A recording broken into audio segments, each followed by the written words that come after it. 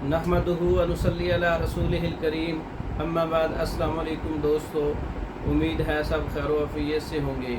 आज हम बात करेंगे हाजमे की ख़राबी पर, मैदे की ख़राबी पर, ग़िज़ा के हज़म ना होने पर, मैदे की जो बीमारियां हैं उस पर आज बात करेंगे। उसके लिए एक ऐसा नुस्खा हाज़म 7 लीमू वाला, 7 लेमन वाला जो है हाज़म ख़ास 7 लेमन वाला, उसका नुस्खा हम आपकी खिदमत में पेश करेंगे।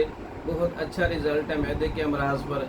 इस पर अजवाइन देसी 20 तोला है, सौंफ 20 तोला है, नमक स्याह 4 तोला है, ज़ीरा सफ़ेद 10 तोला है, सूंड 10 तोला है, खुलंजा 10 तोला है, कबाबा 10 तोला है, सना मक्की 10 तोला है, पोस्त हरीला ज़र 10 तोला है, सोडा बाइकार 5 तोला है, 7 पुदीना 1 तोला है, 7 लेमन जिसे बोलते हैं लेमन का 7 वो 2.5 तोला है। तमाम चीज़ों को अच्छी तरह से पाउडर करके इसके अंदर 7 शामिल करके सफ़ूफ तैयार कर लें। 2 माशा 3 माशा खाने के 1 घंटे बाद ताज़ा पानी के साथ इस्तेमाल करें।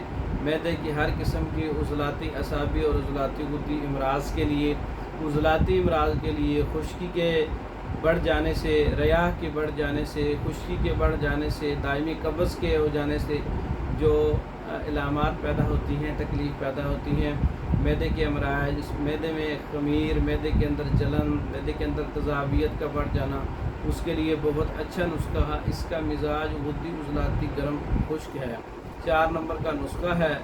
इसके अंदर जितने भी अज्ज़ा हैं वो मुतदिल हैं। इसका कोई मतलब सिमी इसके अंदर चीज़ें नहीं हैं, कोई नुकसानदेह चीज़ें नहीं हैं, हर्बल चीज़ें हैं।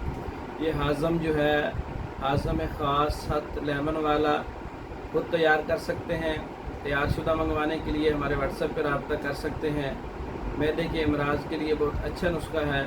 इसके अलावा फार्माकोपिया के मुताबिक जितने भी हाज़म हैं या जितने भी कब्ज़ के नुस्खे हैं या जितने भी मैदे के नुस्खे हैं, तैयार शुदा अच्छी पैकिंग में मंगवाने के लिए हमारे व्हाट्सएप पर रब्ता कर सकते हैं। हमारी वीडियो को लाइक करें, शेयर करें, हमारे चैनल को सब्सक्राइब करें।